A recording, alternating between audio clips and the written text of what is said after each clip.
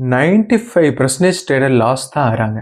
அதுக்கு காரணம் மார்க்கெட் கிடையாது, அவங்களோட மைண்டு தான்.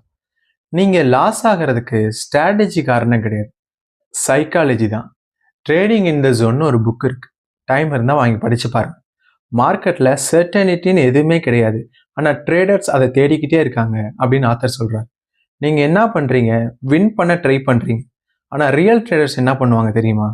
அவங்க ரிஸ்க்கை மேனேஜ் பண்ணுவாங்க, எமோஷனை கிடையாது.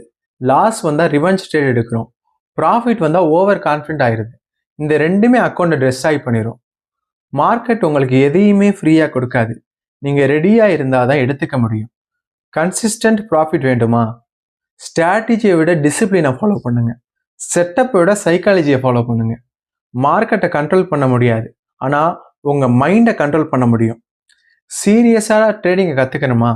ஜோன்னு கமெண்ட் பண்ணுங்கள், ரியல் ப்ராசஸை நான் உங்களுக்கு சொல்லித்தரேன். தேங்க்யூ.